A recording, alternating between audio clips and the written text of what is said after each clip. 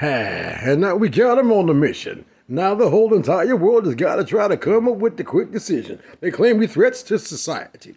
And now they're calling on the government to keep somebody quiet. I'm going to tell you what I'm talking about here. Let's get biblical for a minute. You got three forms of government. You got the government of Lucifer and hell. You got the government of Yahweh and the angels. And you got the government of man and the flesh. Let's get into something here.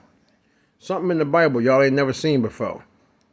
We all know the story of David and Bathsheba. Bathsheba belonged to another man of another nation who were bound in an oath of subservience and partial slavery to the Israelites. Uriah the Hittite was David's mightiest warrior out in the battlefield. Anything his men went through, he was right there with them. He slept on the ground like a dog and didn't care because he would gut you in a heartbeat. Now, Uriah had a wife named Bathsheba. His only thing he ever had, the only precious thing he's got in his life is a wife. So, David got over 500 wives, and he got many sons and daughters. David wasn't satisfied, and David broke a rule. He coerced Bathsheba's wife because he's the king to lay down with the king. Let me tell y'all the rule about rape, because that's exactly what he did. He used his kingly authority to overwhelm her, the same way Tamar's brother overwhelmed her. He made himself sick so that his sister would come and give him food. And then, he tried to have her, and she said, don't do it this way. We can go to the king, and then he'll give me to you. Because she loved her brother also. She loved him that much. But he decided to take her by force and have his way with her. Now, she loved her brother, so I don't believe she actually fought him. I believe she was shocked. But I believe, she wouldn't told somebody what happened to her. You understand what I'm saying? So Absalom found out what happened and killed the dude, which is the law. Rape is punishable by death. She did tell somebody what happened, so she goes away clean. Now, let me tell you something about King David and this law. The law said, and he taught this through Moses, if a man finds a woman in the field and forces her to lie down with him, if she cries out and nobody hears her, then the man is to be stoned, the woman goes free. If she doesn't cry out, you have to kill them both. The king is not above the law because the king didn't create the law. Moses was the lawgiver. And Moses was not above the law either. He had to die for what he did. Why is King David greater than Moses? You understand what I'm saying? But here's the clincher of what I'm saying. Bathsheba never cried out to God about anything. All she did was come out to him saying, I'm pregnant. Because this nation that they had underneath them, God had confounded that nation so that they wouldn't see God, but they would remain as slaves to Israel. He confounded that nation. But that doesn't make David right either. David was guilty of rape. He used his kingly authority to coerce her because she had no one she could turn to. But let's flip game and peep this game from a different angle. A woman named Susanna, who was an Israelite, was framed for a crime she did not commit. This is in the Apocrypha. Two men used to lust after Susanna. She was a virgin woman, very virtuous, and very well beloved among the people. Both of them wanted to have sex with her. She used to have this pool in the back, but she had these posts up so high so you couldn't see her when she was cleaning herself. So they snuck up on her.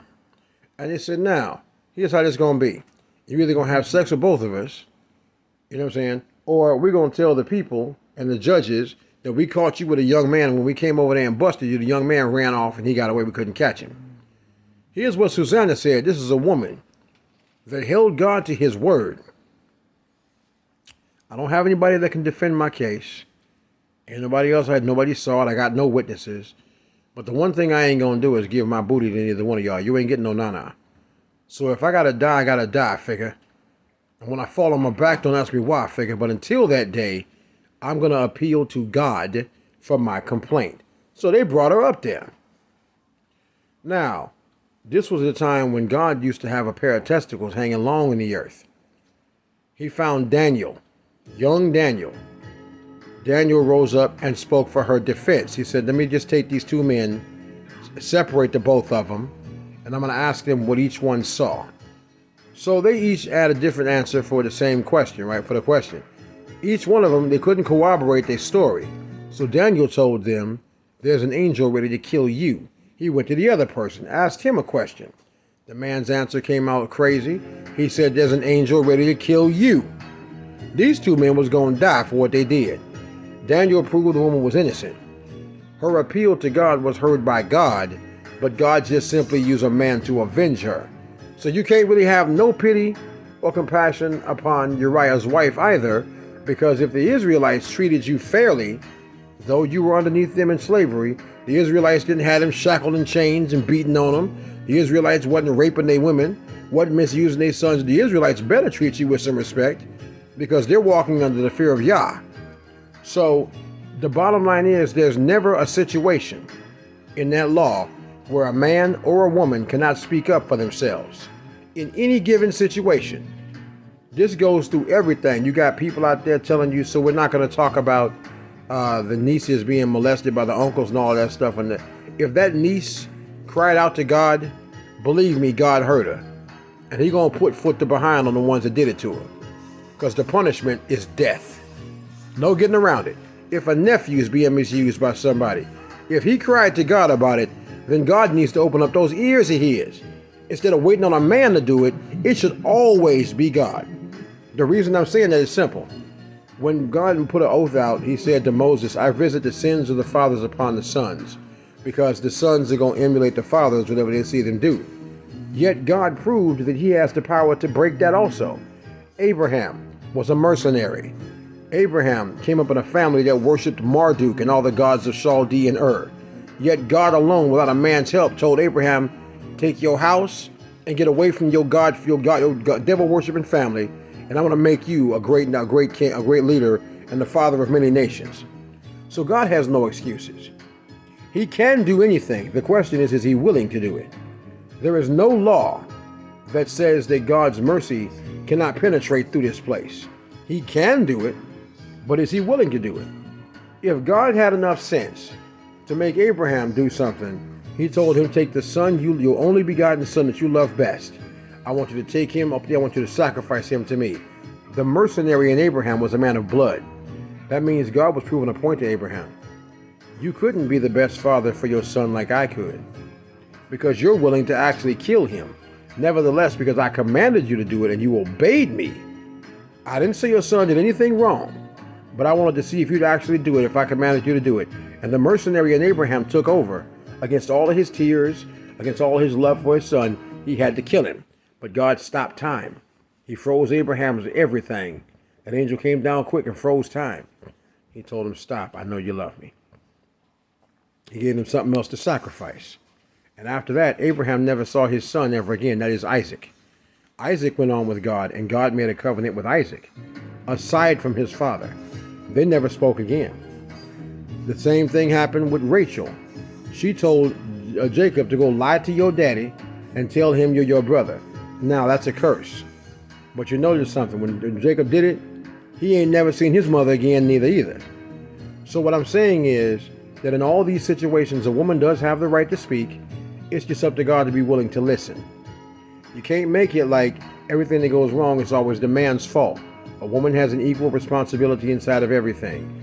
And she has a voice, and God will hear her. Because God is nobody's chump. He ain't scared of nobody. The thing is that God is not always willing to reveal Himself to people. And He ain't willing to always get rid of them, even though they don't want Him at all. He's going to keep them around because He's going to use them against His people one day. That's why He keeps unbelievers. Because He knows one day they're going to rise up and God's going to use them through the devil. Because if you don't believe in something, you're going to fall for everything.